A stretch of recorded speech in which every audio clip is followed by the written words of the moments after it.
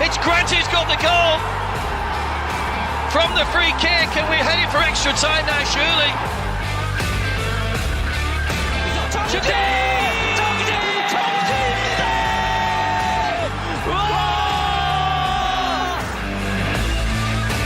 Domingo! It is 2-0, and that now surely seals the K-League title for John Buckland Motors. You're listening to the K-League United podcast, proud partner of Football Nation Radio. Hello, annyeonghaseyo, Ryan Walters back in the K-League United bunker, and I am joined virtually this week by a smorgasbord of guests from around the continent, and it's the ACL preview show. It's a mad green room going on in the background. Josh Parrish said that it could only be red and black M&Ms for him, so he's off getting those in honor of the Western Sydney Wanderers. But I am joined live by Muyol. I don't mean to bring things down right away, but Muyol cut his hair. For those watching live, you can see. For those of you on the podcast, you'll just have to imagine a great head of hair that's much shorter. Muyol, how are you? Yeah, I'm good. Thank you very much. I mean, probably some of the watchers might be disappointed in my hairs or happy.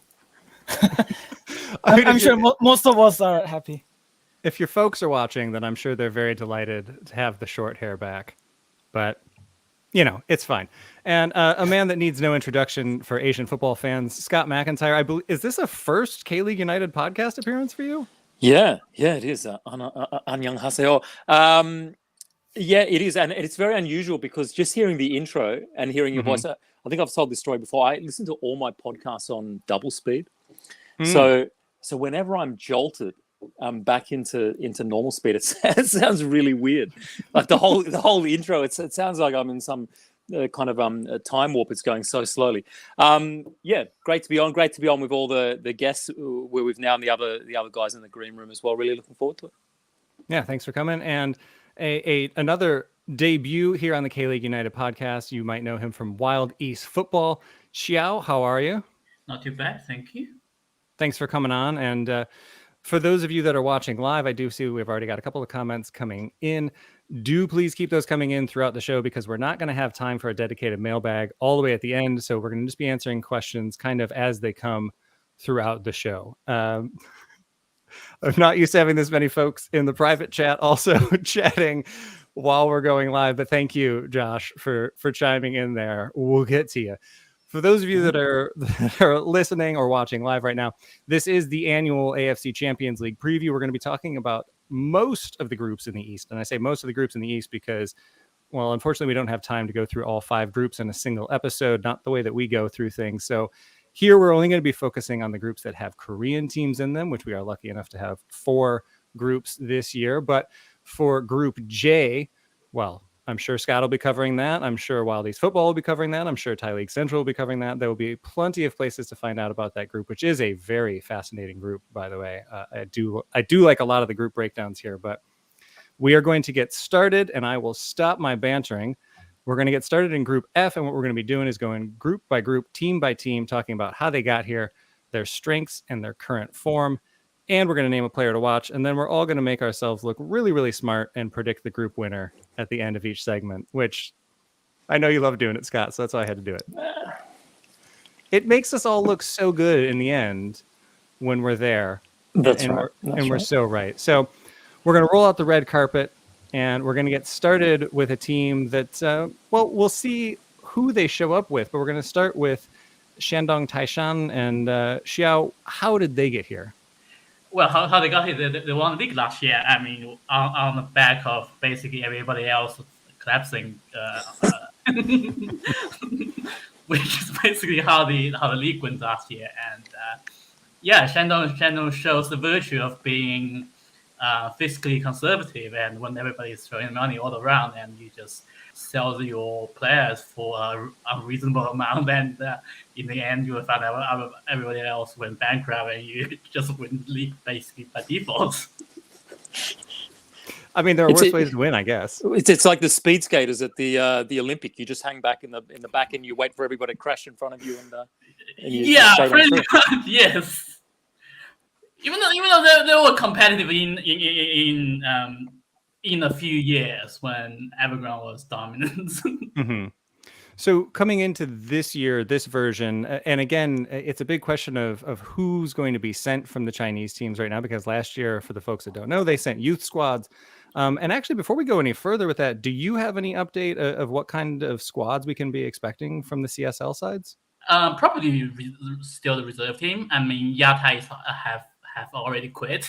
I mean, because they don't want to send a team just for the one game playoff. That will be too much money spent on a game that you would never get to make enough money out of the playoff game. Even if you win, I mean, you'll be. I mean, I don't even know. I mean, if they play the playoff and if they win, and do they keep the team overseas and just wait for the group stage to start, or they actually bring them back in China and do the quarantine and go out and play the groups and get back for quarantine again?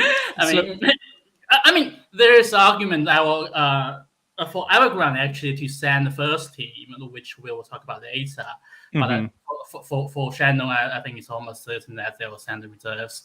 I mean, but even though we will see. I mean, for the men to watch, I think there's some arguments if they were going to send Fan Hao, who is the China under 23 international who just scored 4 goals against Thailand.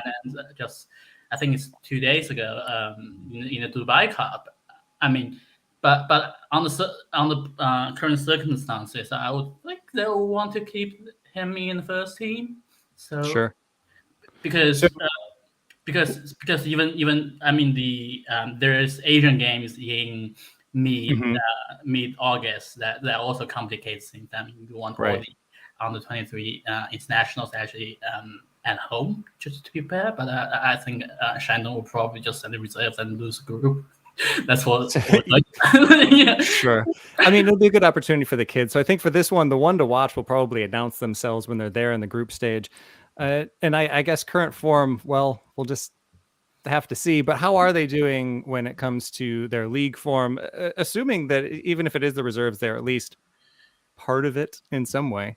Well, I mean, they because they had some wage disputes, so they couldn't attend last year. So I think Shandong is still the best team that has when it comes to reserve teams. So I mean, I think they might have a chance to maybe earn point with a game, but it's still like kids versus adults. I mean, sure. So don't have too high an expectations.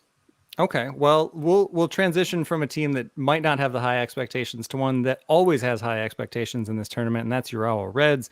Scott, what's going on with them? How did they get back into this competition this year?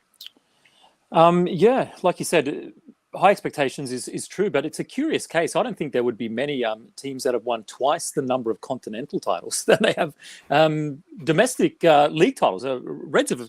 I know that they have this fantastic reputation across Asia and indeed probably beyond, primarily for the success in the ACL, 2-time winners, runners-up once as well, but they've only won one league title and a couple of cups, and most of those have come in the distant past. So it's a strange thing where you've got this team that's really dominant and prominent, yet has struggled to be consistently excellent in their domestic form. So how they got into it was they finished 6th in the league, so they didn't get in that way. They got in by winning the Empress Cup, and they did so well. They beat Oita Trinita 2-1 in the final. That was the only goal that they conceded actually in the entire 6-match tournament. So they were very good in that tournament. Bear in mind that I think, as is the case in Korea, the early stages of the cups here are basically heavily rotated squads. So you're playing B teams right and through almost up until the semis and the final.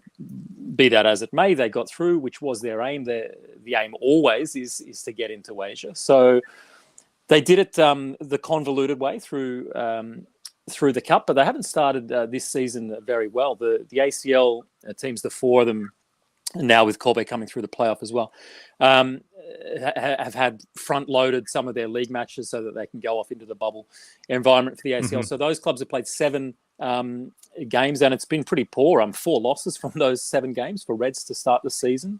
And I actually think there's a bit of pressure on the coach, the Spanish coach, Ricardo Rodriguez, domestically and certainly coming into this tournament as well. So they haven't been in good form domestically. They got in through the cup rather than the league. and they're battling for form and consistency domestically. I mean, that's music to the ears for the others in this group. If you were to have to pick somebody out, though, that you think might be able to pull them out of this, and we have seen a lot of the so-called bigger teams, like we always talk about with Japan and Korea, where they do find form once they get into ACL. I mean, Pohang Steelers was a perfect example last year of a team that found form in ACL and was able to carry it for a long time. So is there anybody on the Reds that you think might be able to be that spark for them? Yes. But I'm probably going to come up with the same answer in most of these. I don't like singling out individuals. I know the coaches in these groups don't as well. And having said what I just said, I fully expect them. I mean, with all due respect, they're not playing the likes of the Shandong Reserves and the Lion City Sailors in the J League either. They're playing, in my opinion, far greater opposition. So I still don't think they're going to be in particular trouble in the group without being too disrespectful to the rest of our friends here. So the coach has been in Japanese football for a couple of years. He coached Tokushima Vortis, who were in J2. He got them promoted into J1 and then took the Reds jobs. They're subsequently back down in J2 now. So he's been around for a while. He knows Japanese football, and he's we can say a modern football coach that likes to play up tempo, attack minded, possession based football, and that is the philosophy and the way of operating historically for the club. So he's fit in well. He was brought in to bring that kind of style of football back to Reds. So he's managed to do that in spurts whilst trying to constantly integrate players. Urawa have one of the biggest budgets in the Japanese game, so they always tend to cherry pick the best young talents from other J1 clubs or J2 clubs. They've done that again. This year they've strengthened with a lot of foreigners. Just yesterday they signed a Dutch forward who's going to come in for this as well. They handed a debut to a Swedish guy in the last league game, David Moberg Carlson, who looks like a winger / number 10 who came in and did well. But for me, the guy that underpins the whole philosophy is the less flashy one, and that's the veteran of the team, who the coach Rodriguez signed on loan from Tokushima, and that's Kenny Wow. So was the guy that the Tokushima teams under Rodriguez was built around. He's a defensive midfielder, a 6. If they play 4-3-3, he plays as the 6. If they play a 4-2-3-1, he'll play one as the 8s, the box-to-box midfielders. And he's the guy that holds it all together for them. They've got an array of attacking talents, and some of those will be familiar, the likes of Esaka, the likes of Junker, the guys that have been in this tournament and done well before. But for me, the guy, he brought this guy in, 33-year-old, in on loan, and he made him captain immediately. So he's the kind of guy that understands the tactical approach of Rodriguez, and he's a perfect foil to allow the creative guys to express themselves and also organize things defensively to make them hard to break down. So it's an unsexy pick, but the number 6, the defensive midfielder, Kenny Wow. Nonsense. A 6 is always going to be the sexy pick on a show that I'm hosting. That is the position in football. That's right. Do you know why? Because I was once told this by a guy who used to play for Reds, Keita Suzuki, a former Japan international fine player. And he once gave me the perfect description of this role. I said, what do you find about the position? And he said, you know what? He said, I play in the shadows. Yeah, I really like this.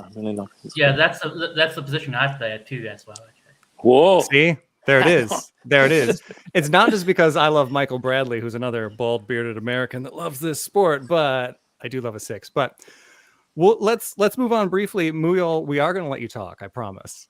Yeah, I promise. We're going to get to you. But before we do, to talk about one of the teams that I'm very much looking forward to seeing them in this tournament, and it's not just because they have Kim Shin-wook.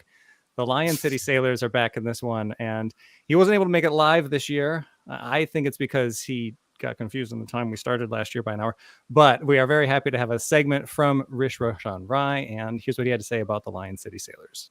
Excitement over here with regard to how the Lion City Sailors are going to do in their debut AFC Champions League campaign. Now, how did they get here in the first place? Well, it came about as a result of them winning the Singapore Premier League title last season. And it was a closely fought thing. It went all the way into the final round of matches, final day of the season, and the Lion City Sailors were able to win the title by 2 points over their closest rivals, Albirex Niigata. Now that got them into this season's campaign, and it's a competition that they want to try and make a dent in. They want to give a good account of themselves in this competition, and they've gone out in the transfer window and signed some experienced players, some good quality foreign signings, the likes of Kim Shin-wook coming in, and anyone around Asian football knows what Kim Shin-wook will bring to your side in those attacking positions. They've also brought in Maxime Lestien, a player who has featured in the UEFA Champions League and the UEFA Europa League, and has played a lot of his career in Belgium. So Belgium Youth International is also featured for PSV Eindhoven as well. So he'll be looking to add his pace and dribbling ability to the Lion City Sailors in those wider positions. In midfield, Diego Lopez, who was the record transfer for Singapore football a year or so ago, he has been retained in that side, and he'll be looking to try and run things in midfield for the Lion City Sailors team. In defense, in the center of defense, they brought in a Brazilian, Pedro Henrique, who also has UEFA Europa League experience, having played with Vitória Guimarães in Portugal prior to his stint with the Lion City Sailors here. Now, that's the foreign contingent done. In terms of the local players, this is a side that has incredible squad depth in terms of the quality of local players available. A lot of them play for the Singapore national team. In fact, the last international call-up saw 11 players from the Lion City Sailors featuring for Singapore in the recent international friendlies.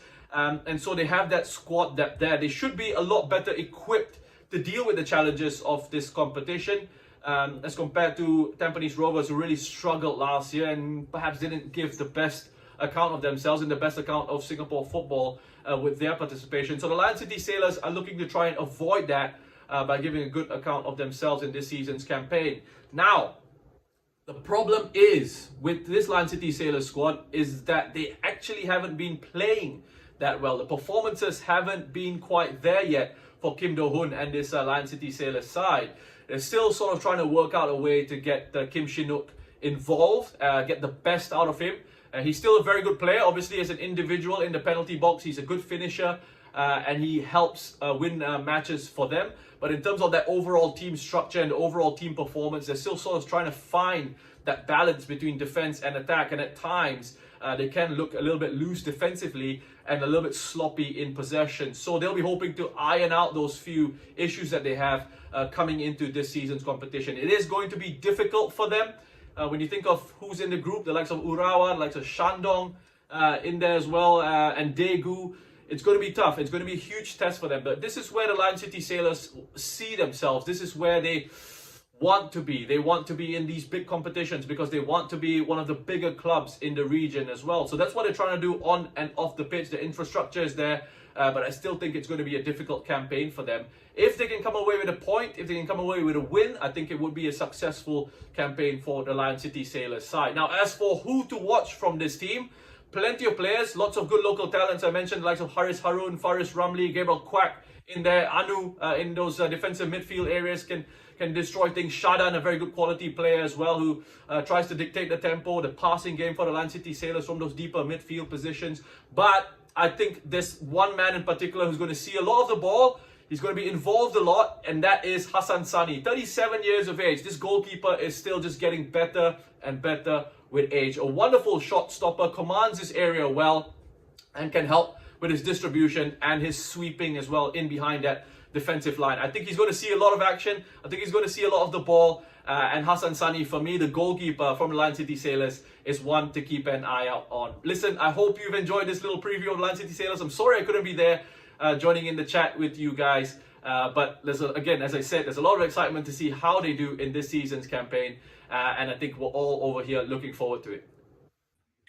I was very excited to get back in on that one. As those of you watching live could see there, I just had to get in there. I do agree Hassan Sani has been outstanding. And Scott, I think you and I really enjoyed watching him in the Suzuki Cup as well, a tournament that you and I will never shut up about. Yeah, fantastic tournament. And he was one of the real stars of that tournament as well. I like how you asked for one player to watch, and Triple R went through and ran through the entire 11 plus the bench as well in typical fashion. That was a fantastic overview, and I think all of us are really excited to see how they go as well. You know, this is what we wanted. Teams from not the same kind of 3 or 4 nations that we consistently see in this tournament. They've done I think really well in investing and raising the standard of Singaporean football. So, yeah, I'm also really fascinated to see how they get on. Yeah, and a team that I think has kind of broken the mold here in Korea, and we kind of forget that because they've been so successful for so long. Muyol, it is your beloved Daegu FC. This, again, I say this all the time, but this is the club that's really, they've created the blueprint for how to do this. They're in ACL yet again. And how did they get here this time? Well, it wasn't really easy because of the FA Cup defeat and the what FA Cup defeat was that? Okay, yeah, just to forget about it. Let's move on. Yeah, just an FA Cup defeat and the FA Cup final defeat against Jeonnam at home, and that one. Yeah, that one, and the very nerve-ending finish in the playoff against the Buriram. So Daegu FC qualified for the ACL through the playoff win over Buriram at the playoff. And that was really, really nerve-wracking ending. And because Daegu were literally only 1 minute away from eliminating. And then Sejinja scored the equalizer in stoppage time of the extra time. And then his equalizer took us to the penalty, and then we won 3-2, I think, over them. You could hear the hearts breaking all across Thailand. Yeah. Usually when you score in the 121st minute, you're going to win that game. Yeah. But they forgot about Cecina. So I still get emotional when I talk about that goal.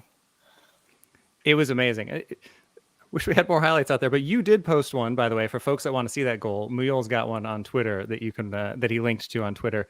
And that's how they got here. And it's been a little bit of an up and down season for them. What's their league form been like? Well, we are currently sitting 7th in the league, and the 2 win, 1 draw, and the 7 defeat. So I think we kind of still building team cohesions and ironing out some details under the new manager, former Buriram United manager Gama Alexandre. So he is still trying to just work out how to improve the teams in terms of the tactics and the team cohesions.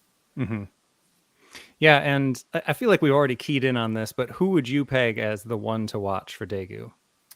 Ooh, well, I think by this time all fans will be aware of what Sejinja actually can bring on the pitch. So this time I'd like to single out different player.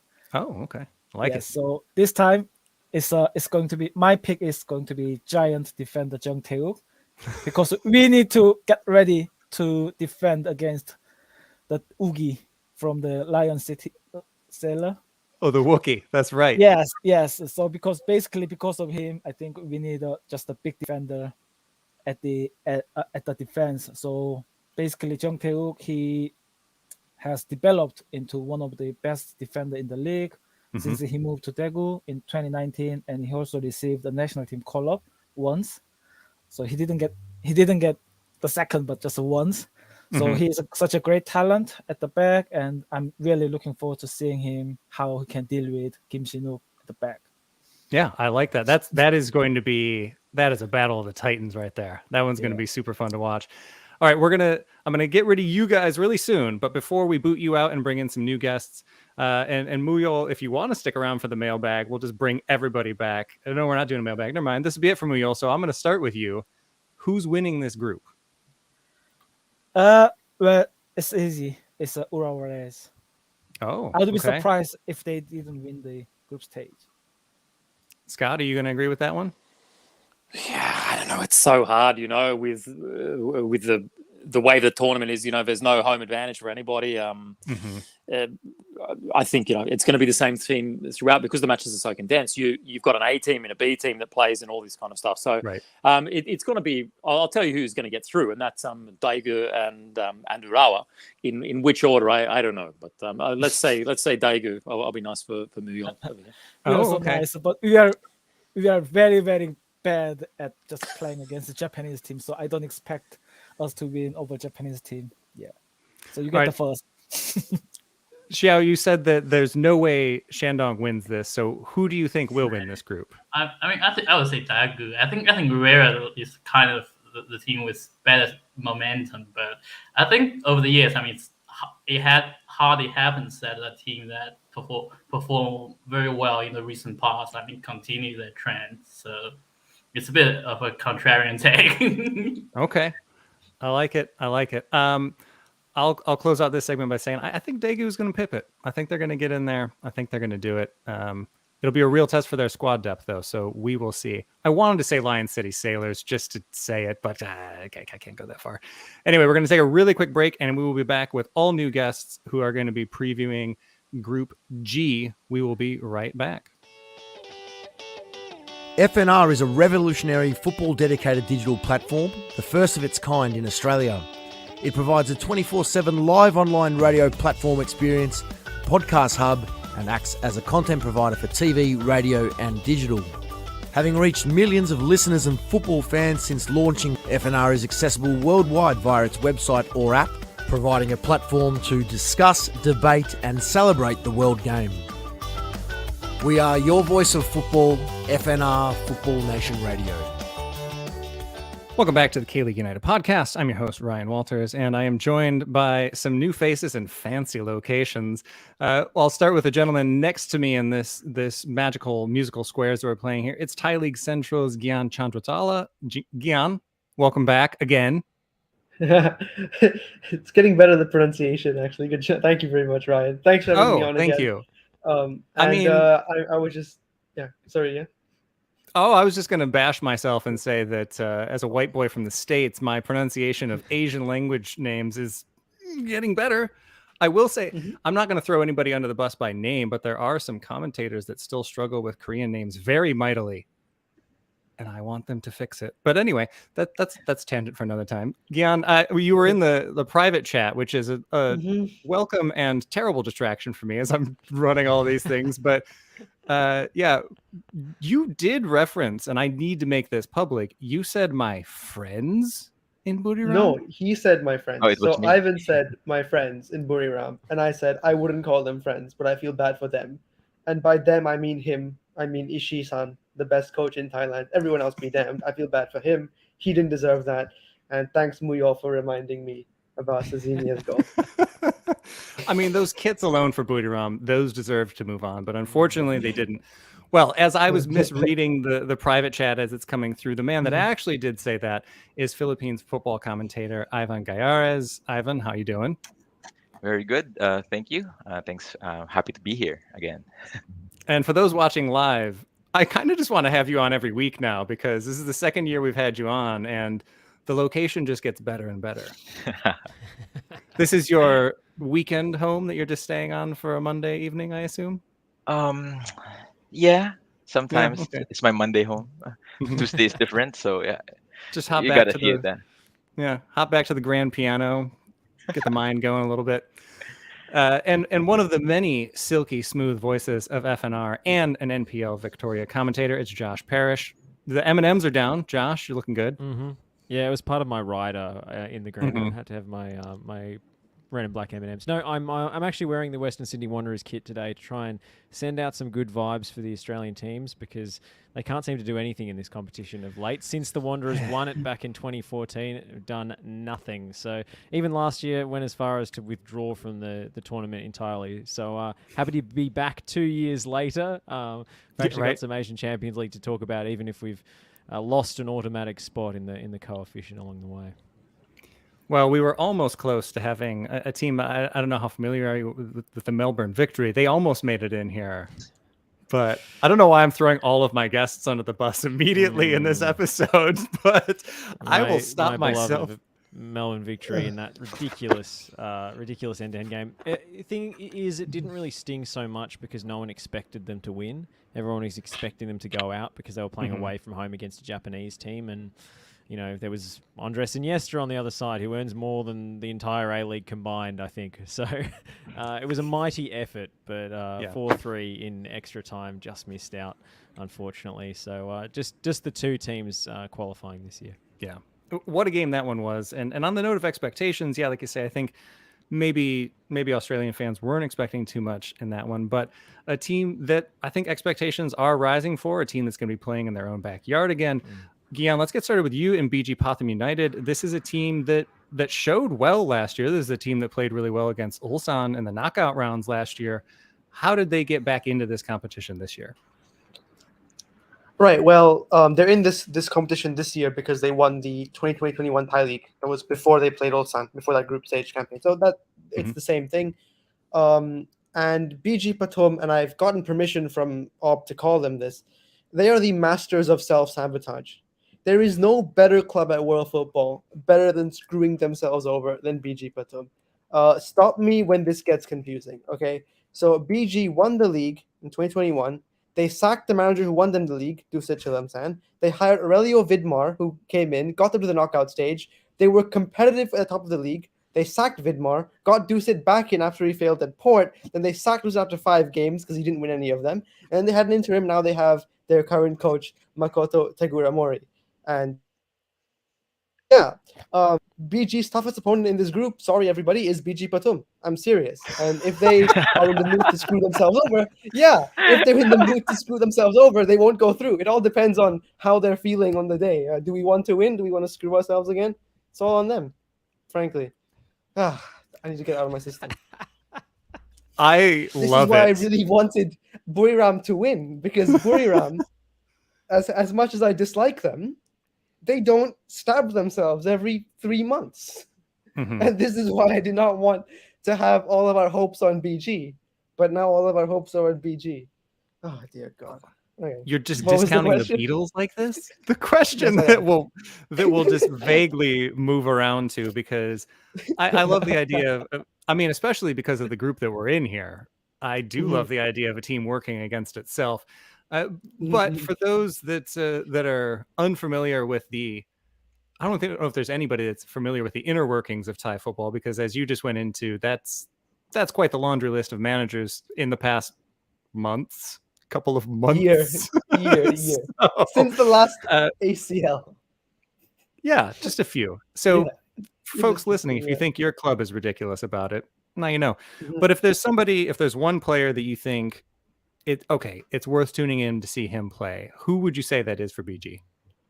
Okay, can I answer this long form? Can I talk about the manager first and then the player? Can I answer this long form? Okay. I'm not going to tell you. The green room is saying yes, and I'm going to say yes with them. Sure. All right. So previously, BG played really defensively under Dusit and under Vidmar as well. Vidmar a bit more expansive, but still mainly about defense first. And that's changed. They've recently hired this guy called Makoto Teguramori, or just Coach Tegu as we call him. And he used to coach in the J League.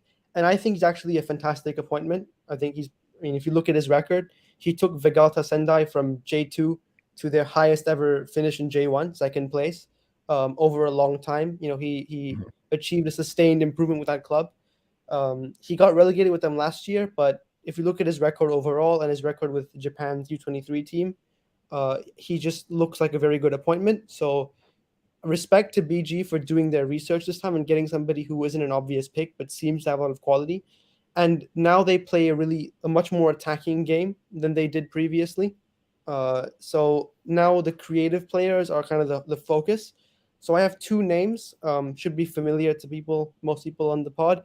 Chawat Virachat, if anyone knows about him, used to play for Cereza Osaka U23.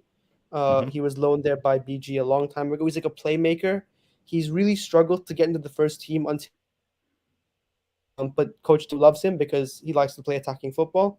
Vidmar even loved him as well, and he's he can sort of do things on the ball and he can create things. He's always looking for a forward pass, so he's a really good option. He just played his first game for the Thai senior team on Thursday night against Nepal, and he actually scored. So he's on really good form and confidence. The other one is Warachit, who just signed from Chonburi for a really big fee. He's never played at this level before, but he has the quality to play at this level. But I'm interested to see if the fitness level and everything as well, he's able to step up, because technically he's good enough, and he's been on trial in the J League in the past. But the big hurdle for him is his physicality. He's he's not the biggest. He's not very tenacious off the ball. So it'll be interesting to see how he adapts and plays in this team. And of course, the Fandi brothers, Iksan and Irfan, they're going to be massive for BG again. Unfortunately, there's no ASEAN quota in the champ. Mm. Very interesting to see like how BG fits them all in. But the Fandi brothers right now, there's no way to leave them out. They're on such good form. They really have to play. Yeah, agreed. I'm going to get one of us, and I'm not even including myself in this. We're only going to say one name when we get to the one name. I do like having more than one, though. I like it. Ivan, speaking of folks to watch, boy, this is a very different United City side from the one that we saw in ACL last year, and the team that folks may be familiar with from their AFC Cup runs when they were under a different name. But how did they get back into this competition this year? Well, good question.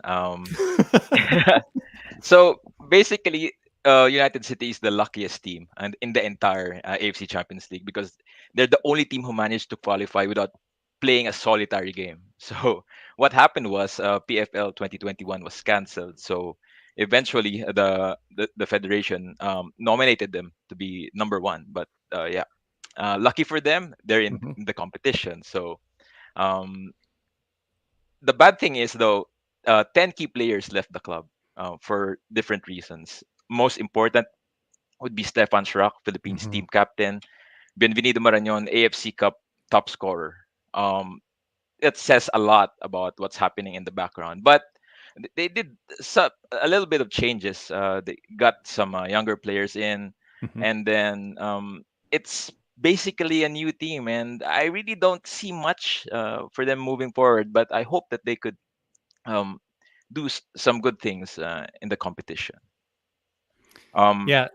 Is there one player? I mean, because like you said, those are just such notable departures, and we will be talking about Marignan soon when we get to JDT. Hopefully, we'll be talking about him anyway. He's not been seeing the field as much lately, but we'll see there. Is there anybody, maybe perhaps like you were saying, a youth player, or is there anybody else that you think folks should really be keying in on here? Because I think, especially like you were saying, having not really played a game to get into this position, I don't know what the expectations really should be for United City coming into this one. But is there any player maybe that you're keeping an eye on that you think this could be a really good platform for them? So at the moment, the man to watch would be Mike Ott. So Mike Ott is the younger brother of Manny Ott, also part of the Philippine national team. He was probably the last player who was part of the Ceres Negros team that beat Brisbane Roar a couple of years ago. But he's the captain now, and he's really the man to watch. He's born and raised 1860 Munich, youth player. This is his chance to shine and really, lead this team into somewhere. And then I'm also looking at there are decent new players that they've signed. For one from formerly from Istiklal and another a South African defender. But their spine is intact. But just a question about how can the young guns really adapt to the ACL, which is really deep and really strong. So I'm looking at the big defeats here if I'm going to go that route. But yeah, hopefully they do get something from it. From this competition. One of the teams that will be hoping will get one of those very big wins will be my beloved Junham Dragons. We'll transition over to them now, and we'll keep Josh silent for as long as we can, because once we get him going, he's just gonna. I'm just still mulling over that Brisbane Roar result from years ago. You just reminded me about the numbers in duct tape peeling off the back of their jerseys. What a shambles that night was. I was there, so yeah, it was fun. Oh, really? Fun to watch.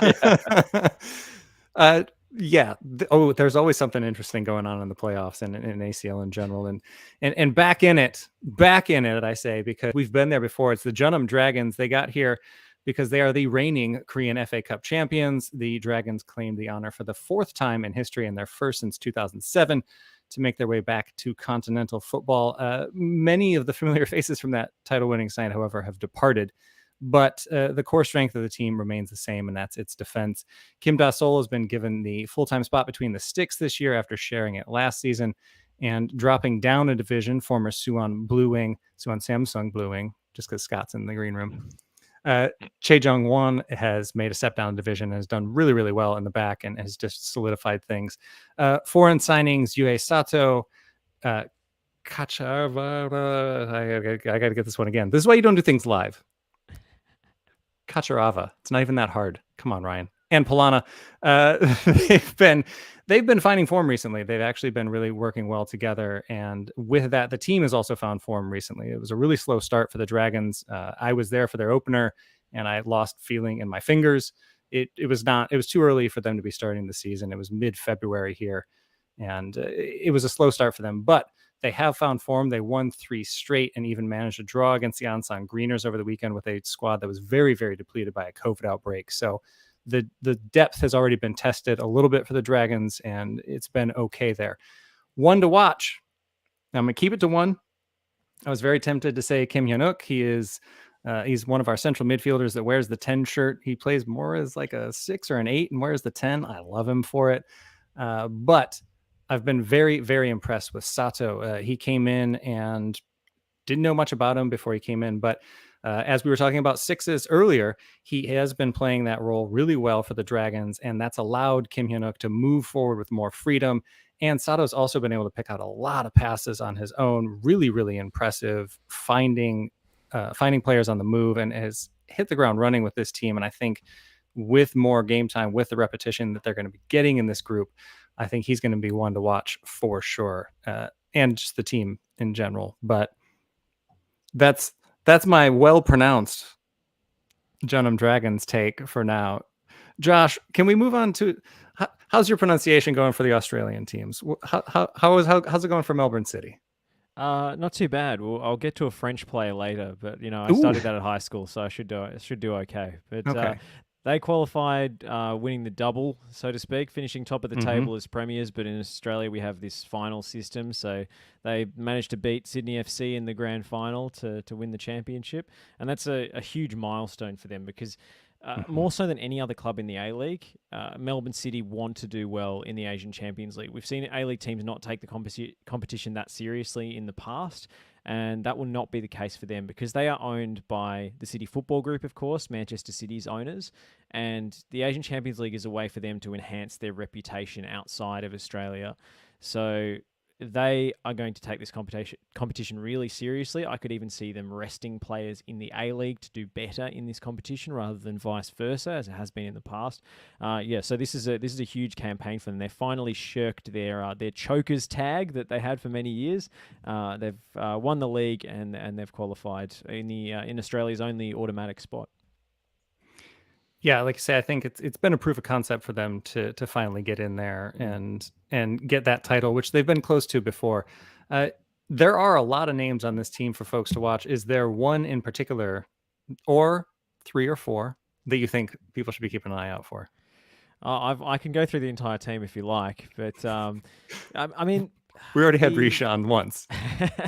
I mean, the big name is Jamie McLaren, who's not only the leading marksman in the A-League in terms of being the top goal scorer for the last 2 seasons. He's actually the second top goal scorer in the A-League of all time.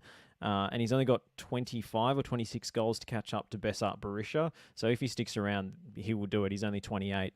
But the knock on him is that he's this kind of goal poacher who sits on the shoulder of the last defender and isn't that effective when he's brought into the game with his back to goal and with his feet. And he's surrounded by these 2 players in Lecky and Naboo, who are also uber athletic, fast players, and there's not a lot of subtlety in what they do. So I think the big weakness of this team is that they don't really understand what their strengths are, because this City Football Group ethos means that they have to ape the style of Pep Guardiola, at least in theory, but they've got this team that's built for speed and built for counter-attacking, so they don't really know what they're best at. They're trying to play a way that doesn't actually suit the talent that's available in the squad.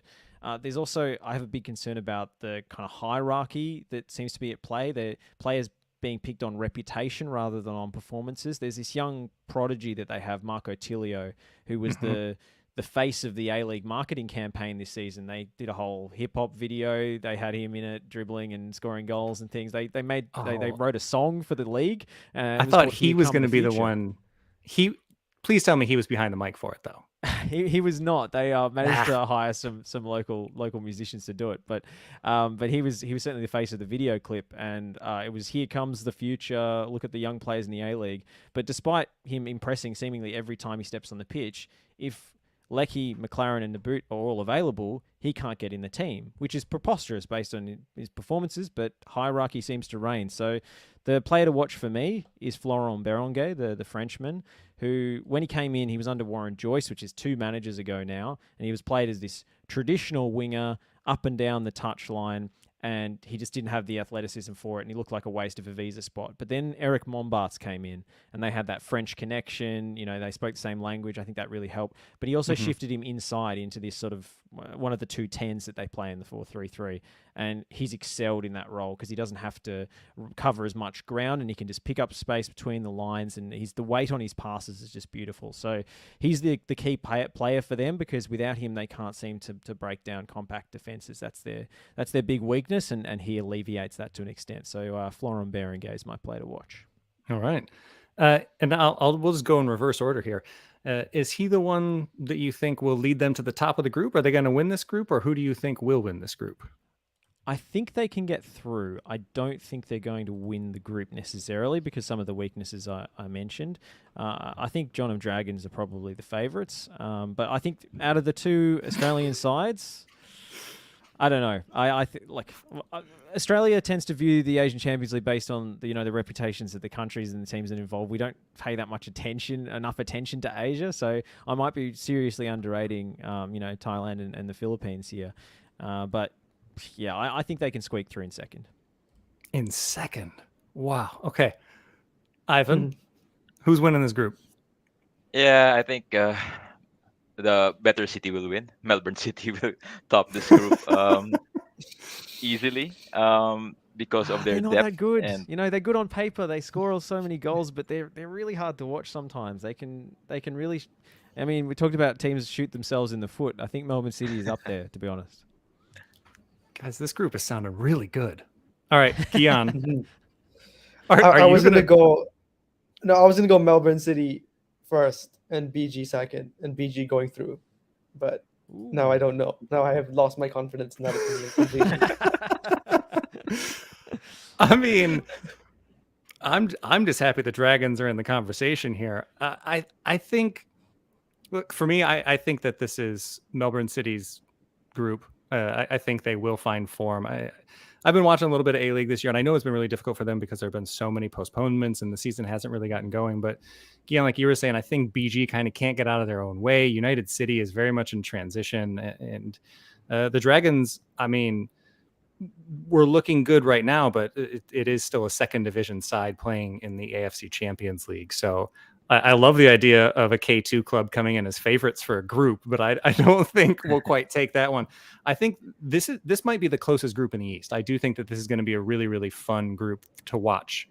So I think if there's anybody out there that's curious about which games to tune into, there are storylines galore in this one. And I think that, honestly, apologies, Ivan, other than United City, I could see anybody winning this group. And that's just because of the departures from United. If they still had Shraki and Marignon, then maybe. But I think it's too many departures there. But I'll get off the fence, and I have to say the Dragons are going to win this group because I can't show my face on the internet again if I don't say that. So the Dragons are clearly going to win this group with at least 35 million points. So we've got that to look forward to. All right. We're going to shuffle the chairs one more time, and we will be right back to preview Group H. We'll be right back.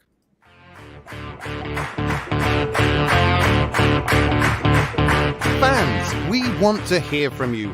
You're encouraged to email KLU at info@kleagueunited.com or tweet at KLeagueUnited with any questions, comments, or reactions. Or ask directly during one of our live shows.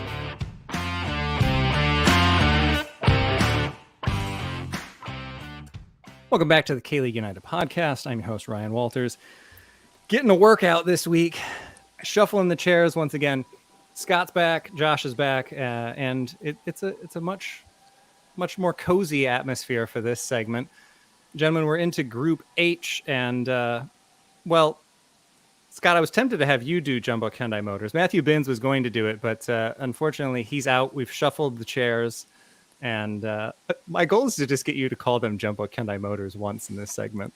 I shouldn't have said it because now No, it's not going to happen. But Never. No car companies, you know that. No shipping companies, no steel companies, no car companies. You're saying I shouldn't mention the Isuzu Ute A-League men's? That's the most excessive domestic name in world football. Yeah, it just rolls right off the tongue. Yeah. We did get a couple of comments in about Melbourne that I guess we'll get to in a little bit. But Scott, we've just welcomed you back in, so I'm gonna throw you under the bus right away, or the Hyundai Motors, if we will, and let's talk about a team. My Japanese team, actually, because they were the first team that I saw play. Yeah, when I was over in Japan in 2016, I think, and visiting some friends who had moved from Tokyo to Yokohama, and I was like, "There's a game tonight. We're gonna go." And Yokohama F Marinos were the first game I saw in Japan, and then they won the title a couple years later, so it cemented it. But they are back in ACL again. This is a team that's been really entertaining for the most part. But how did they get back into ACL? They got back in by virtue of finishing second, which in most years would be finishing first. But Kawasaki have just been so dominant for the past 5 years. They won 4 of the last 5 titles. Kawasaki, which we will get onto in a minute, the one that was punctuated was by Marinos. So in recent years, the league has been a race to second, and Marinos won that race. They finished second. I think it was 13 odd points off Kawasaki. Interesting, they did score more goals though, and that speaks to what you were saying in terms of, from the time, touched on Montbert in the last segment. I think they desperately wanted to wipe away the stench of the Montbert era at Marinos, and really change the way that they played football. That came with Ange. It was continued with Kevin Muscat in his whatever it is now, year and a half that he's been at the club, and they played well. And like I said, Kawasaki are not just the most dominant Japanese team domestically, they're one of the most dominant domestic teams anywhere in the world the last couple of years. They've just been so good, setting such a benchmark. So they finished second. They got in. They have struggled in the ACL. 4 times they've been in previously. Only once they've got out of the group, and that ended at the round of 16. So, I know that it's important for them. I speak with Muskie quite often, and I know that he in particular is keen to do well. The club is keen to do well. There's a few issues with the team. They lost 2 really key players, one at either end of the pitch late last season, and really kind of in pre-season this year, with Daisen Maeda moving to Celtic, the winger / striker, and then Thiago Martins, a fantastic Brazilian defender. Curiously, got sold to one of the Citigroup clubs over in New York, Marinos. So my understanding is that didn't really want to see him go. He put his foot down, he left, and so the money's shuffled Abu Dhabi, New York, and Yokohama all around the place. So they needed to replace him. They brought in another Brazilian defender, Eduardo, from Sagan Tosu, bearing in mind that it's only been in the last week or 2 weeks that the borders have opened here in Japan to new arrivals. So losing such a key foreign player made it really hard to replace him. They did well in getting Eduardo, who is a good defender as well, but he's come in probably not match sharp, played a bit, got injured. The other central defender, Hatanaka, who's been in and out of Japanese national team squads, also has got injured. So they've been forced into playing a really curious mix of kind of untested teenage rookies and mid-30-year-old veterans, one of whom amazingly scored a bicycle kick to snatch them a point up in Sapporo a couple of weeks ago, completely out of nowhere. So they've shuffled it. I know you're going to get on to ask me how they've gone this year, so I'll save you asking the question. They've also played 7 games. They've only lost 1 of them. So they've started the season well. They're second behind Frontale. It's early in the campaign and everything else. But what they've done that the other ACL teams haven't done, and that's, in terms of playing a midweek weekend, they've rotated the squad a lot, partly through injury and partly through I think a chance to give the younger players some experience going into the ACL, where you will need to do that. Like I said, one day, it's 11 in and 11 out, given the way that the schedule plays out. So I think he's done fantastically well. A young player, Riku Yamane, who's been in and around a few of the Japanese youth setups, has come into central midfield, had a couple of games, played really well. Joel Fujita, another young guy, came through the Verdi Academy, went to Tokushima. The Marinos picked him up this year. Fantastic player. I think he'll be, before too long, a Japanese international. He's probably only 20 or 21. And both of those guys have really come in and look completely at home in midfield. So it's covered well for the injuries. It's given them a good base of points that they picked up unexpectedly, and it's given them a real good experience, I think, heading into the group stage as well, where these young players could well be the ones that decide who goes through. Yeah, I mean, isn't that's the case of ACL in a lot of ways now, with the young players really coming in and playing a major role there, and that will be the case for a team that's used to being here, a team that expects to be here every year, and that is the Jeonbuk Hyundai Motors. And I have Matthew Binn's notes. He wasn't able to make it tonight for illness reasons, so we've got him on the injured reserve. But how they got here is that Jeonbuk went and they did what they always do, and they won the K-League again. This was their 5th consecutive title and their 9th overall, moving them into an undisputed, well, I should say furthering them as the undisputed most championship winning side, which earned manager Kim Sang-shik the Manager of the Year award. And if y'all didn't see his dance move celebrating at the end of last year, get that in front of you right now, because it's well worth it. However, all of that seems like it was a really long time ago. Jeonbuk are enduring one of their worst starts to a season in 2 decades and are seeing the gap between them and Ulsan increase each week. Winning the league from here could be their biggest title success to date, and the position they find themselves in has seen fans protest for the sacking of former Manager of the Year, Kim Sang-shik. After the opening day victory, Jeonbuk are winless in 5, losing 3 in a row, sandwiched by uninspiring draws on either side. And these are Matthew's words here. The showings are gutless, uninspiring, and risk-averse, with possession often for possession's sake, which I can't disagree with him there. The new signings have come through the door in the international break. Kim Moon-hwan is going to be coming back to Korea from LAFC. Yoon Young-sun is going to be shoring up the defense a little bit, while Kim Jin-gyu made the move prior to the international break. He's coming over from Busan I Park. The one to watch, however, from Matthew's perspective, is Moon Sun-min, and a team that seems bereft of risk-taking. And I wish... Thank you for these words on Jeonbuk, Matthew. Coming from him as well. Moon has not been given that memo. Moon is consistently a threat to defenses with his pace and dribbling, and is often the most willing to try things that his teammates seem to have been told not to do. 2 of the 3 goals scored by Jeonbuk, yes, 2 of the 3 goals by Jeonbuk were assisted by him, and both came from moments of catching the defense off guard. He did also mention the fact that Modou Barrow has returned after an extended break at the African Cup of Nations and is expected to be in the squad for the ACL. And as anybody watched it last year, Modou Barrow did put in a really good shift for Jeonbuk. But now is the time to be facing this team. And it is not the Jeonbuk that we're used to. Again, 3 goals scored, 3 goals from them. So I'm loving it personally. I mean, it would be great to have a K-League team that's not Jeonbuk lift the title. I've been covering K-League for 8 seasons. I've seen 2 teams win the title. Super fun. But Josh, before we get back to you, I figure we'll break this up just a little bit, because we are going to be talking about a Vietnamese team in this group. Finally, one Vietnamese team. I'd love to have more, wouldn't we always? Pardon.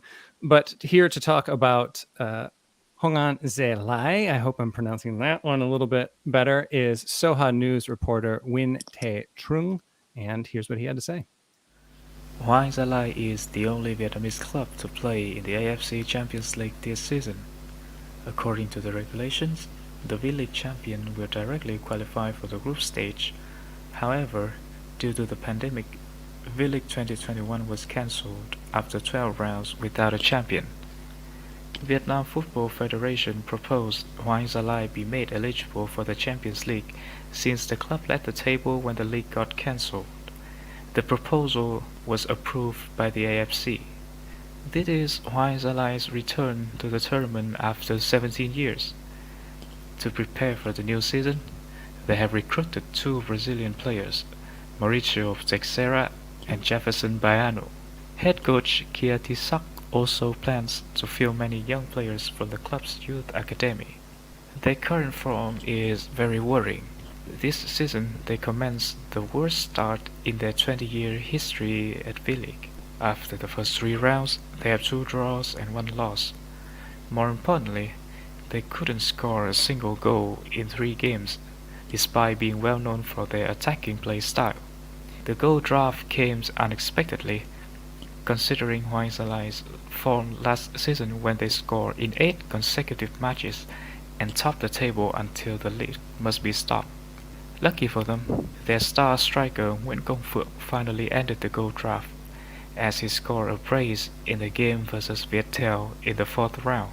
However, they still need much more from their most important players besides Công Phượng, like Nguyễn Văn Toàn, Nguyễn Tuấn Anh, Vũ Văn Thanh, or Nguyễn Phong Hồng Duy to be able to compete at the highest level. With that being said, Hoàng Gia Lai is arguably still the weakest team of the group. They only aim to get as many points as possible.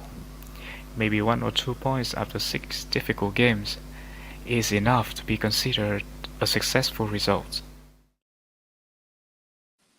Well, Josh, we'll come back to you on this one. Are they going to get one of those points against Sydney FC, the team that is back in here? Well, they may well, because if you thought I was pessimistic about Melbourne City, Sydney FC, they've fallen off a cliff this season.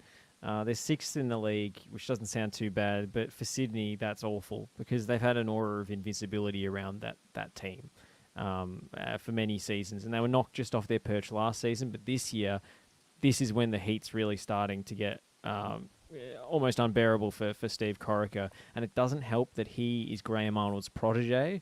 He was assistant coach under Graham Arnold, and now the Socceroos playing the same system as Sydney still do, really struggling and have to go through the playoffs in qualification. So again, with Sydney struggling as well, that doesn't really reflect very well on Steve Corica and the entire, I guess, Graham Arnold coaching tree. They play the same system, the 4-2-2-2, as they always did.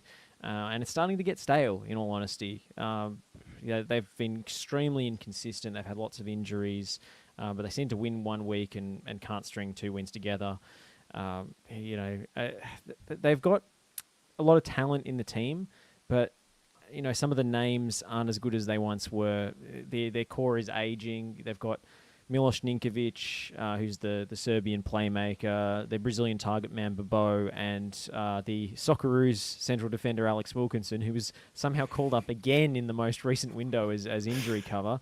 They're all 37 now. They're all regular players, and they've all turned 37. And Adam Lafondre isn't much younger at 35, former Premier League striker who you might be familiar with. So they've chopped and changed. They've had players sort of almost on minutes restrictions, but the big thing about Corica that really gets my goat is the fact that he can't seem to put 3 creative players in the same lineup. He's so talk about risk-averse coaching.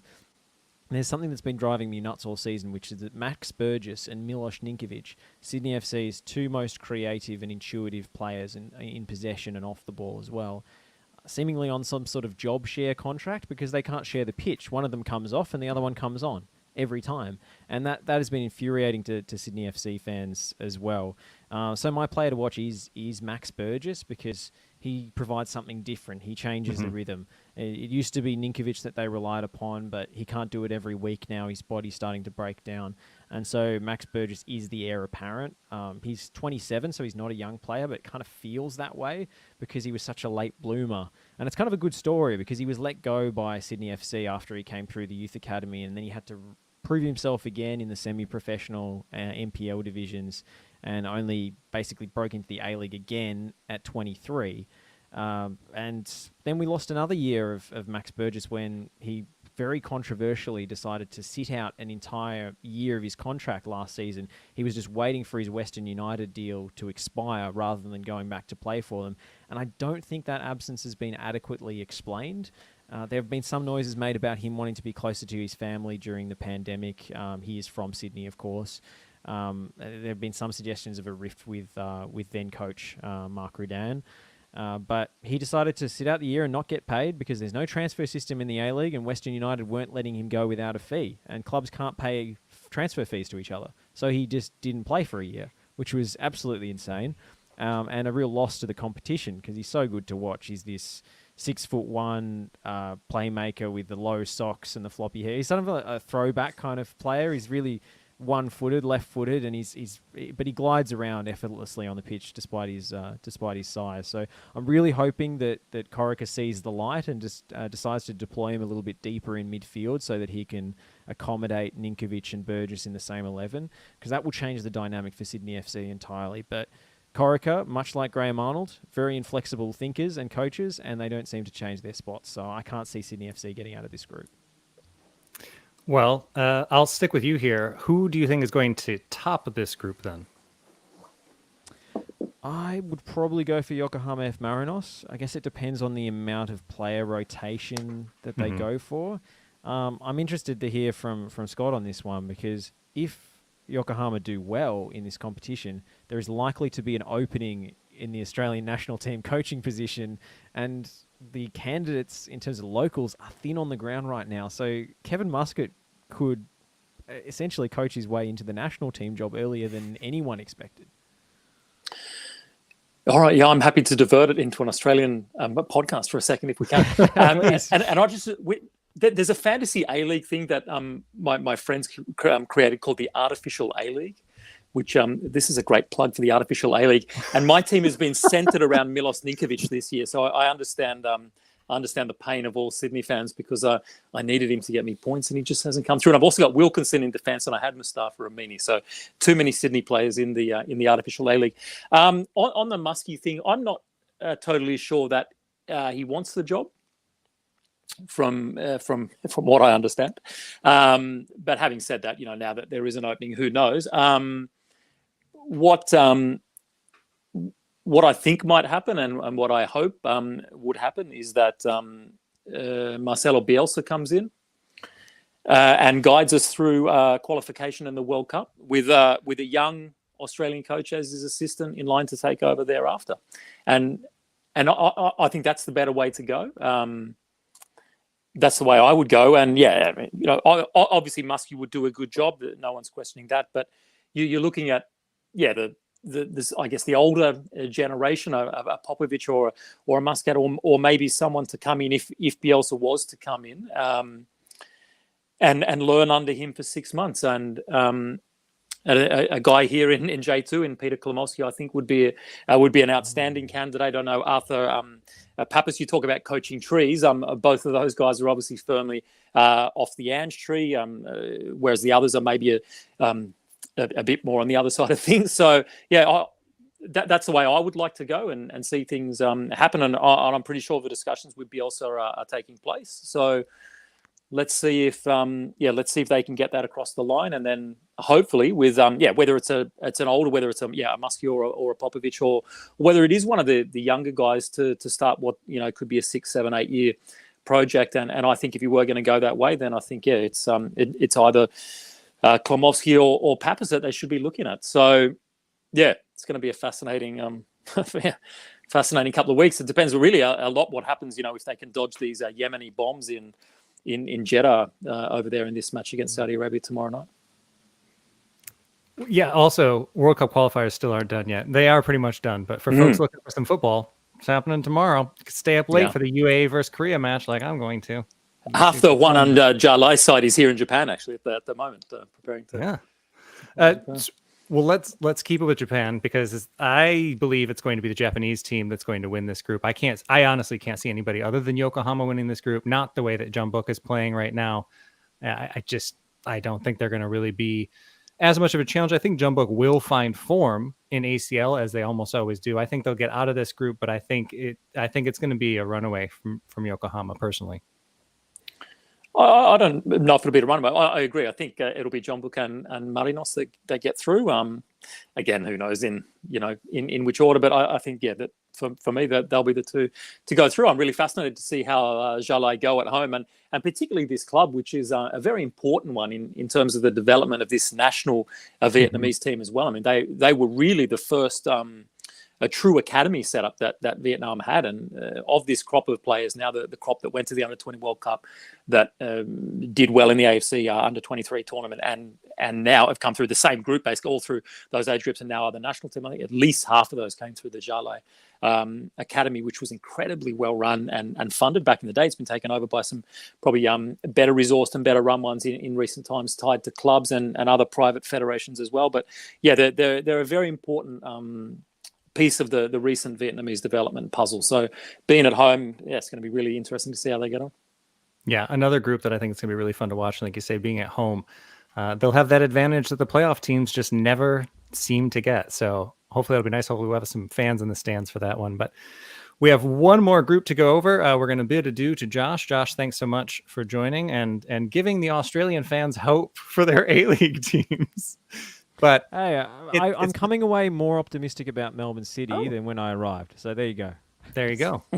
And it's just nice to have them back in this. But we do have one more group. Again, there are 2 more groups in the East, but we are only going to be talking about one more. We will be right back to talk about Group I. Don't go anywhere.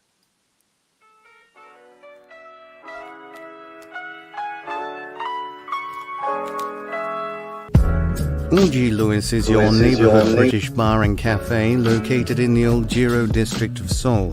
Decorated in old English antiques and furniture for a true homely feel, you can enjoy homemade scones, cakes and afternoon tea during the day, and traditional British favourites like beef stew, English ale, and a fine selection of wines at night. Available for private parties or simply an evening out, Old G. Lewis is sure to become your favourite neighbourhood pub. Be sure to mention K-League United at the bar during your visit and you'll get 10% off your bill.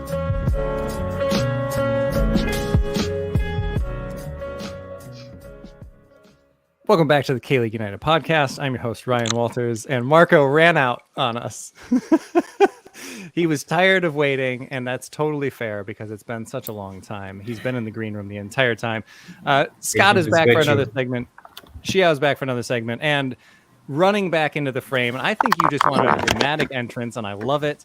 It is our annual JDT expert, Marco Nagiri. How are you doing?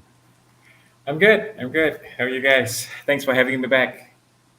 Thank you for waiting the entire time. Yep. This is one that I always write down a 15-minute segment per, and of course that's how it's going to go. Why wouldn't it go that way? So thanks for waiting around. And this is another group. I mean, I know I've been saying this about all the groups, but again, this is the second year that we've gone into an expanded format, and I like seeing this many teams in it. I like seeing this many groups in it. I like that you have to be fighting for places in order to advance, that you don't just automatically get through with a second place finish with these 5 groups. And I think that that's going to be really interesting coming into this group, which, I mean, if we were to, I don't think there really is a group of death with this many groups, but if there was, it feels like this one would be pretty close. And Scott, I think we'll start with you for this one, because the team that would really make that the group of death, you've already brought them up. It's Kawasaki Frontale. And well, they got here by winning the J League, but how have things been going for them lately? 7 matches, as I keep saying, into the domestic season for the ACL clubs. They've basically a little bit of a, not a stumble per se, but the first couple of matches they probably weren't quite humming as you would have expected. They lost the season opening Super Cup to Urawa as well, but basically they've essentially just slipped back into the groups. They won 5 of the 7. They sit top of the table. You know, you touched on it. They won 4 of the last 5 league titles, and even as players continue to get plucked by European clubs, they just replace them with either players that have come through, the youth setup who they've got in from the university ranks or from other J League clubs, and they just drop in and keep humming. They're a fantastic story domestically. Having said that, like we've touched on with a few of the clubs, they haven't really done it in the ACL. They've never got past the quarters in this tournament. Even if we look at the domestic cups, in the entire history of the Emperor's Cup and the League Cup, they've only twice won titles there. So I think it's a really important stage for Kawasaki, and every year that they go and don't progress, I think the pressure becomes more and more on them. So we know all about how dominant and impressive they are domestically, but can they do it in the ACL? Because that's, obviously on a continental basis and even beyond that, that's where their name is really going to be made. And whether it's knockout cups domestically, whether it's group stage play or knockout situations in the ACL, they just haven't been able to do it in the whole time they've been in. And there's no logical reason why, because the squad is. The squad's great. They're very well coached, very well set up, and stacked full of good players. So, it's going to be another huge test for them, as you said, in a tricky group. This year they are in good form domestically. They're still missing, for me, one of their most important players, the Brazilian defender Jessiel, who suffered a major injury late last season. I think he's back in Brazil recuperating, so he won't be here. And I think he's a huge blow. They often get and rightly so, the headlines for their attacking football, but along with a guy that your audience would know in Jung Sung Ryong, the veteran keeper who's been an ever-present and a really fantastic player for them. I think Jessiel was such an important part in just steadying the whole thing defensively. So he is a miss, and that's the one position in central defence that they've never really looked to address, whether under the previous coach or whether the last couple of seasons under Toru or Niki. He just keeps adding either technically proficient sixes and eights or a whole host of wingers and forwards, and it just kind of he's left the defence to figure itself out. So he's often had to play defensive midfielders back there. He's played a left back there at points as well. So it is an area where they can be got at, and they're going to be without Jessiel for at least the group stage. So defensively, it is a minor concern, but if you score more than you let in, you're going to get through, and that's long been their philosophy. Yeah, and that does lead to the one to watch for them, and I'm curious, why is it Chanatip? Well, Chanatip has become the unexpected butcher of Kawasaki in recent times. He's picked up a bunch of yellow cards. He's already had a suspension for accumulated cards 7 matches into the new season. So, wow, okay, I didn't know that. Yeah, he's been the most ill-disciplined player in the entire J-League against all odds. I don't know about Chanatip because they play a 4-3-3, right? So you play 1-6, you play 2 8s, you play wingers and a 9. Chanatip, as you and most of the audience knows, is a number 10 for me, and it's where he's played his best and almost exclusively for the national team. It's where he played exclusively during all those great years at Sapporo as well. They started him as a left winger. They've tried to play him deeper as an 8, and whether he's, I guess, I don't know, somewhere between frustration and unfamiliarity with what he's being asked to do, whether that's led to a few of these challenges that have seen him pick up all these cards and become the most ill-disciplined player in Japanese football against all odds. I don't know, but I think they're still figuring out where to fit him into the team. It looks like he might be one of the 8, so he's not my player to watch. My player to watch is a right back. I gave you a number 6 before. Now I'm giving you a right back. Yeah, like it. And that is Miki Yamane, who is now the Japanese national team right back. Although Hiroki Sakai is injured, I think he'll probably take that role and run with it. And he's a fantastic player, a perfect for this team, a really ultra aggressive attacking kind of player. Started his career in a more central role before finding his home at right back. Led the league in assists last season, scores regularly, is often pushing not just up along the touchline, but drifting into central areas as well, as we often see with modern fullbacks in these kind of attack-minded sides. And he's just a fantastic player. I think he'll be the next one to go. Not many right backs, I guess, go across to Europe, but I think he will. I think he'll go soon, and I think he's going to be an important player, not just for Kawasaki, but for the national team for a long time to come. I mean, I'm always into... I mean, if we're going back to positions that we've played, which came up earlier with the 6, I used to be a right back, so I'm always up for right backs getting the acclaim that they rightly deserve. Yeah. I mean, I didn't know coming into this that we were going to be talking about the Australian national team manager vacancy and only defense, but I am for it. For it. This is what we're here for. There is no good transition from that, so I'll just transition away from that one, and I'll say, Xiao, welcome back. Thank you for hanging out in the green room there for a bit, and this is a very interesting one. Well, not just because Guangzhou FC is now Guangzhou FC instead of the name that they used to have, which we will not name, but they used to be a powerhouse in this competition, and for folks looking at it on paper, that would attribute this to being the group of death, but first, how did they get here, and what's going on with them currently? Well, I would still call them Evergrande. I mean, how the last season of the Chinese League went, basically, I said, I mean, everybody except for Shandong and SAPG are kind of in some kind of financial trouble or another. Mhm. But the thing is, for Guangzhou Lucky, they had better players, and given basically all the teams in the league are bankrupt, so even the players who are old wages couldn't go anywhere else. So they relied on people who basically didn't get paid, so to scrap a place in the Champions League by coming as a third place. So I mean, Evergrande is really hard to begin because before getting to the Champions League campaign, I mean, there's more fundamental problems to grapple with.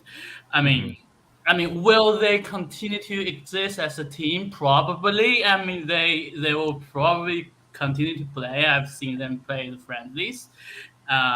Will they still play the Champions League? I say there is a non-zero chance that they might actually quit the competition.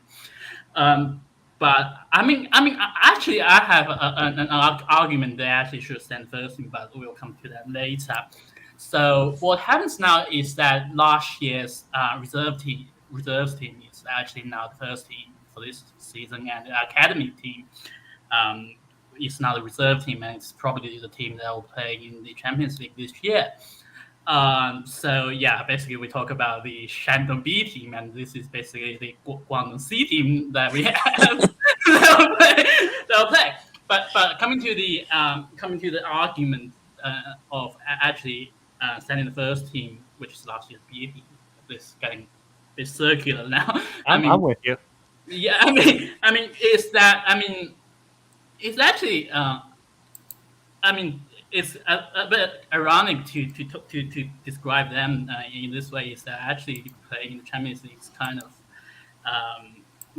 lucrative for them now, because if they manage to scrap a win in the group stage, that will equate to about 2.5% of their annual operating budget for the whole club. So actually, there's an argument to send the first team and try to not to worry about the relegation in the league, because I mean, at the end of the day, there may be other teams that will go bust. I mean, so there's no actually relegated team in the league. So actually, you can try to get some more bonus money from the AFC by playing as hard as you can on the continent. So I mean, actually, the players that went through the academy team is actually pretty good. I mean, as we see from the league last year, I mean, quite a few of them actually made appearances late in the league, and I think that if they send the first team, there's a chance that there will be some kind of X factor in the group that they may. I don't think they can match with Kawasaki, but I think that there's a chance they can give a little bit of trouble for Johor. At least, probably they should just concentrate on beating Johor for 2 games, and there will be 5% of the annual budget coming back for the whole club. So I mean, I think the chance them actually implementing this strategy is very slim, but there's an argument to be had there. Yeah, and like we said before with the other CSL teams, I think it's kind of hard to pick one to watch. Is there anybody that kind of tilts the line between those two? Is there anybody you have an eye on? Well, I mean, we don't know anything about the academy team from last year, actually. So people actually, even the reserve team will probably not come. So I mean, rather than anyone to come, I will be curious about the size of squad. Sure. Yeah, because I mean, I would assume like about like 20 people will go to Malaysia. Even though I would say it actually helps that this year's group stages are held in Southeast Asia, so it's easier for them actually to come back to China, because last year Beijing was stuck in Uzbekistan for 100. Yeah, I think the last players who left Uzbekistan actually stayed there for 153 days, and because they were on weekly flights back in Beijing from Uzbekistan, and actually I just checked from Malaysia. There are actually like seven flights back to China, and 5 of them directly back to Guangzhou from Kuala Lumpur. So Nice. yeah, it helps. It helps that it's being held closer to home, and given us the league is nowhere near close to be open. Actually, that actually strengthen the argument. Actually, I mean, just try to make as much money as possible from the continents that to make up the shortfall that you already have. Yeah, I mean it's a really interesting point. It will be very interesting to see which squad they send with that in mind. It's something that we've talked about with K-League clubs before, just because K-League clubs can get more if they win than if they win K-League. But I mean, you're talking about survival kind of finances there. So yeah, maybe they will send their strongest squad. And that is a very interesting takeaway from this group. Should they be stuck in Malaysia, or those that were stuck in Uzbekistan? I suppose there are worse places to be stuck when it comes to food and what you'd be eating in those locations. And he's been waiting this whole time. Marco, I had to bring up food in order to bring you in on this one. How could I not? How could I not? Yeah. We chat on Twitter. We know what's up. True. JDT is in ACL again, and JDT is in a tough group again. But how did they get here, and how are they looking in the league?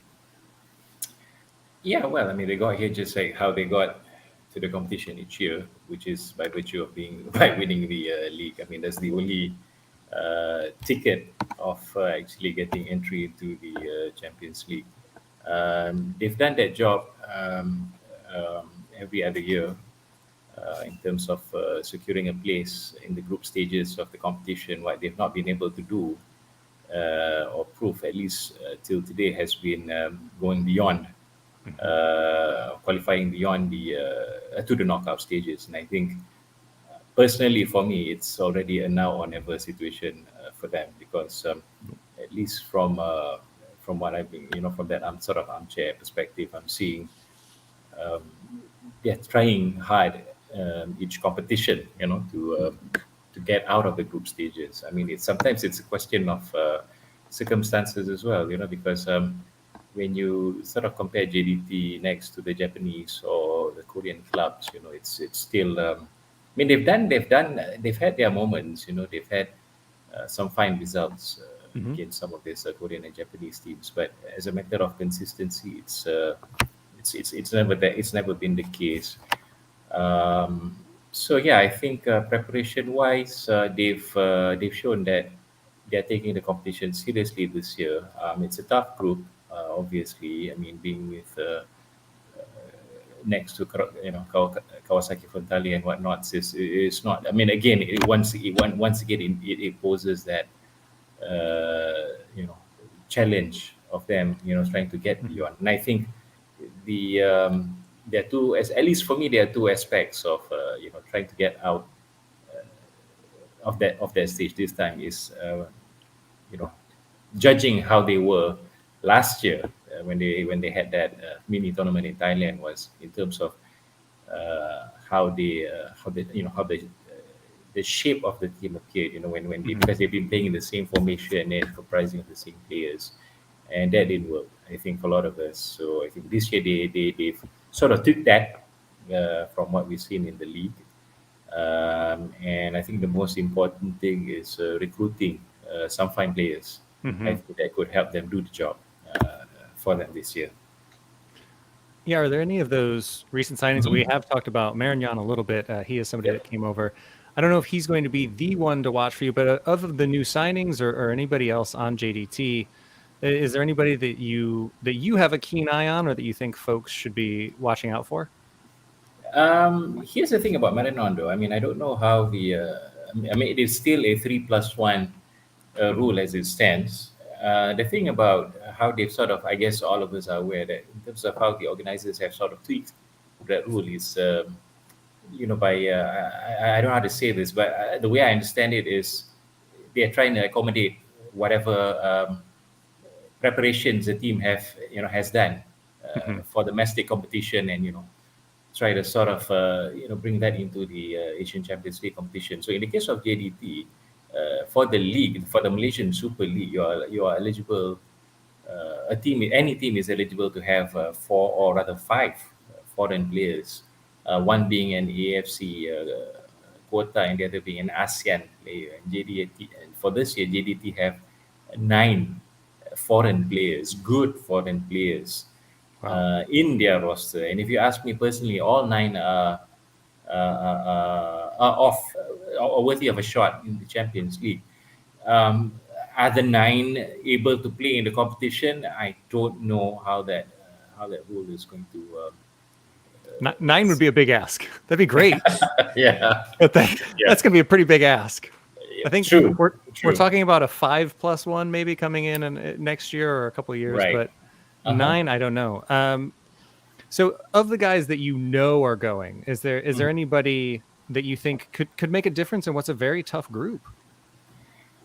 There's only one player that comes to mind. I mean, if you look at what happened last year, we were talking about when I think both of us were chatting briefly last year about that competition. That I think Burgess had. I mean, I predicted him to be the Brazilian striker. I predicted him to be like the main player to watch. I think it was evident that last year he was. I mean, because of the formation and shape that they were playing, he was the player that. I mean, he was the sole operator in the box, so to speak. I mean, he didn't have enough help or assistance. Maybe for some people, seeing how the strategy was working with the 3 offensive players. When the crosses come, there was only one player. But this year, they've sort of helped by signing an additional striker, a foreign striker, that is Fernando Forestieri. So I'm picking him to be the player to watch, given he's come straight from Serie A. I mean, Udinese, and fair that he's not been given a lot of games when he was there, but he's still a big signing. I think he's proven himself in the last couple of league games that we've seen him play. It's definitely different quality, and I think the more assuring. They've sort of tweaked again, that they've sort of changed how JDT play. Has been playing this year, and I think what would be very assuring, at least for me, is that knowing that there'll be at least 2 players in the box each time a cross comes in. Either one of them or both of them are good in the air. I think that remains to be seen. But I'm happy to see that there'll be some improvements in those areas for JDT. Yeah, I mean, I think they're definitely going to need it in this group. This is a tough group. I kept waiting for you to say Safawi Rashid because I think I talk about the Suzuki Cup way too much, but I thought he was good there. And I keep waiting for him to come back in ACL. He's got a highlight goal for ACL that we're just going to keep watching it over and over because it's fantastic. Hopefully he gets in there. But I do think that this is going to be a really tough group for the defenses specifically because moving into the other team in this group, which is Ulsan Hyundai, they got here by a third straight second place finish in the league and a semifinal exit in the FA Cup at the hands of the mighty Jeonnam Dragons. And that saw them relegated down to the ACL playoff places once again. It was a much less nervy affair than the 2017 penalty shootout win over Kitchi. They dispatched Thailand's Port FC 3-0 earlier this month. And that win was one of 6 on the trot as of time of recording. And they just really look like title contenders this season. The winter signing of Korean national team veteran and enemy of German football fans everywhere, Kim Young-Gwan, has really, really solidified that back line. They've been all right in the past, I think, but this year, I think he has brought that back line up to another level. Obviously, Cho Yonu is still in net behind him, so just a tremendous defense, which they haven't always had in years past. And it's been so good that they've only conceded twice. So they have conceded just 1 fewer goal than Jeonbuk have scored this year in their 6 league matches. And they are caught up on league matches. They were able to play the East Coast Derby over the weekend and they beat Pohang Steelers there. So moving forward, the club was also given a really, really massive boost with the signing of Leonardo. It just didn't look like they had much of a plan up front this winter, especially when they sold Oh Se-hoon.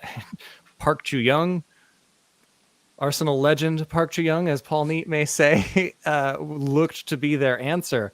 up top. But Leonardo has come in and he's done outstanding. Japanese football fans that love the lower divisions might remember him from 2018 when he was the J3 top scorer. But he has 3 in just 4 appearances for Ulsan, and he's just completely changed what they can do moving forward. He looks really good, really comfortable right away, and it's just changed everything that they can do moving forward, including the player to watch for me. I wanted to say Vako, just because I thought the man whose full name is Valery Kazajvili, he was outstanding in ACL last year. I just watch that man dribble, and it's great. But the player to watch for me is somebody that I don't think a lot of international fans will know about, and that's Omwan Sang. He had 3 seasons with the now K2 side, Gwangju FC. He spent most of his time with them in the first division, though. And he has been brought in kind of as the replacement for Lee Dong-jun on the wing for Ulsan. They pipped FC Seoul to the signing for him, and he has that pace. He has the ability down the wing that Lee Dong-jun has, but I think that he's a better tactical player. I think he links up with players better. I think he's got better vision, and I think he's got better finishing. He's just been outstanding for Gwangju, and I think that he's come in here and he's with a better team. He's got better talent, and just like we've seen with Lee Dong-jun before him, I think he's going to make that step up, and I think ACL is going to be a really, really good platform for him to do that. And he has been playing really well with Leonardo, and he scored in that ACL win recently, and he's going to be a fun one to watch, I think. And I think there will be a lot of attacking talent on display in this one, but I'll keep my comfy host chair prediction for last. Scott, I'll come to you first. Who's winning this group? I just want to echo what you said on Leonardo. He's a hell of a player. Like, I watched him obviously closely. Like you said, he came through. He blazed J3, he blazed J2, and then he blazed J1 with Urawa as well. And I don't think he wanted to leave Urawa. I think he was probably sold somewhat against his will. I think he wanted to stay. There was some kind of talk even of potentially acquiring Japanese citizenship, which would have been fantastic because Japan could probably do with a number 9 like him, I think, in the national team. Yeah, geez, he's just a hell of a player. He's one of the best foreigners I've ever seen in my time in Japan. He's such a good player. While we're at it, I want to propose a rule change for the AFC, as I'm want to do. Saving it for the end as well. I love it. Yeah, no. With this format of the of the group winners going through and then the 3 second place teams, why do we need to make it the 3 best second place teams? Why don't we just make it the 3 best teams outside of the group winners? I think that makes perfect sense, because this is a kind of group where perhaps you could see 3 teams really go through and do well, and a third place team in say this group, for example, could be better than 1 or 2 of the seconds in the other groups. So, it might not happen often, but there are times when it will happen. So, yeah, I don't understand why we're capping it necessarily at runners up. I just think it should be, if you're doing this, what the North Americans call at large kind of entries, then it should just be the 3 best outside of those. So anyway, that's a big rant to say. I think it's going to be a very competitive group. I'd love to see JDT do well because of the same we talked about with Lion City, the investment that they've made, the dramatic impact they've made in Malaysian football, raising the standards across the board, not just in Malaysia, but being a benchmark for regional football as well. I'd love to see them rewarded for this, at some point. And like we said, they keep getting the difficult groups. So unfortunately, I don't think that they will get through, and I think Kawasaki will win it. With Ulsan just behind, but yeah, if there is an argument to make it the best 3, this could maybe be the group that makes the AFC sit down and look at it. Yeah, I definitely do think that this is one of those groups that when you look at where things are balanced, I think JDT probably would look at this and say, we'll take any other group, please, any of the other groups. So Marco, we're all talking about JDT. I'll come to you. Who's going to win this group? And then also because I think, I don't know, I have a soft spot for JDT. I think a lot of us do because, like you were saying, Scott, this is a team that you can see the ambition. Even as a casual fan, even as just a fan of Asian football, you can see the passion that's there for that club, and we want them to do well. So, Marco, the 2-part question to you is, who's going to win the group, and will JDT get out of the group?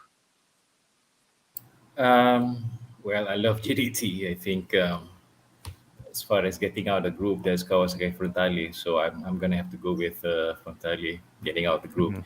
the thing about that the competition being staged next month in Malaysia, for the majority Muslim players in the JDT team will be another challenge. There'll be another added challenge of the fact that they'll be fasting during the day, Brian. So hours of fasting, and we'd be breaking fast here about 7:30, and I think the game starts at, I don't remember, to be honest. I don't have the schedule in front of me right now. I'm thinking, like an hour or hopefully more, after the breaking of fast. So you can imagine how difficult be playing under those situation and circumstances. The games we played, close to each other. Probably I don't remember the schedule, but I'm thinking 3 or 4 days, or probably slightly more, separating one game from another. And you're talking about, very competitive games, very difficult games. And you're fasting during the day. So I don't know. I hope they can, they can accomplish something. And I really want them to. I think they have their squad depth this year. And I think they appear to have it right this year, at least from the preseason and the current games that they've been playing so far. I'm saying that Ramadan. It's for Malaysia and for the Muslims here. It's a great month. Probably not for football. Competitive Probably football. not for football, though. Yeah.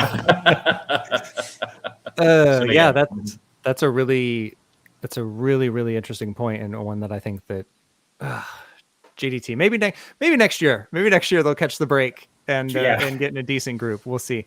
Xiao, before I put myself under the bus, who do you think is going to win this group? Well, before coming to that, I was going to say that Scott's actually under Scott's rule. Actually, his rule doesn't benefit a group like this one we're talking about, because actually his system actually benefits groups where teams actually have very different strengths. Because if you have teams that have similar strength, then you have one thing you can get is out of the draws. Actually, it doesn't benefit any team in the team that they will have a lot of draws under his system. So anyway, I don't know. It's either Ulsan or Kawasaki, which is obvious. I would say, people that I don't know enough about these two teams, but I would say, the team that play more physical will get more goals out of Evergrande. So we'll probably advance on goal differences. Yeah, and on the note of goal difference, that is a really interesting point about if there were a third place team, because I'm thinking last year when Daegu, I believe it was 7-0 over Beijing. So when you get those kind of results, that would be very lopsided in a group. So once AFC puts us in charge, we'll have a better system in place. Once they finally call and they're like, look, Ryan, we've been listening to the pod for a long time. Just come take this over. Bring everybody that was on the ACL show. You guys have got this. Speaking of folks that are usually on this pod, I see he's watching live right now. Our former Ulsan columnist, he's got 2 kids now. So Dan is a dad and doing other things, but he has pointed out that they've knocked out Frontale 3 of the last 4 years. So that's a very interesting point. And he said that it's going to be Ulsan and JDT for him. But I actually think Ulsan is going to win this group. I think because that history is going to come in, and I think that they are going from strength to strength. I give them full credit, because preseason I thought this was going to be the year that they were going to fall off, and then they made a bunch of amazing signings after we did our preview show. So thank you for that one, Ulsan. But they've just looked fantastic in the league, and I think they actually do have the depth to play in this tournament. So I think they're going to win this group, and I think they're going to be really dangerous going forward. But that's it. We're done with all of the groups of K-League teams, but there is another group. Group J exists in the East, but that's why we didn't go into them today, because we are almost at the 2-hour mark for this one. So thank you for the folks that have been watching live. Actually, I can sort of going very quickly about SIPG, and you will be just a slightly weaker version than Shandong. Then that's it. Sure. They have no incentive whatsoever to send the first team, unlike Evergrande. And I think Kichi is actually can be a surprise if you see the players they have. Dayan Damjanovic there, who played in the finals. So actually, that's interesting groups that we are not going to talk about. Yeah, an interesting group that we're not going to talk about that has Iniesta, the all-time ACL leading goal scorer, and Dayan Damjanovic, the mighty Beatles from Thailand. Look, ACL is fun. It's great. We gave you as much as we could on these groups.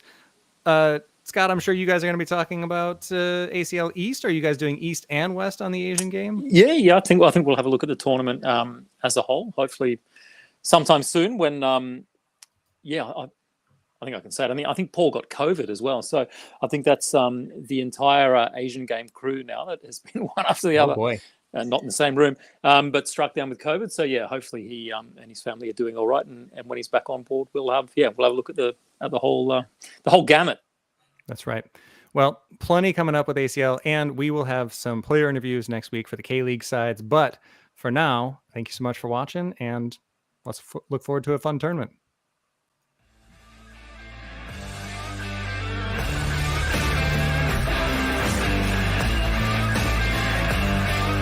정조선 공동 복격기 킹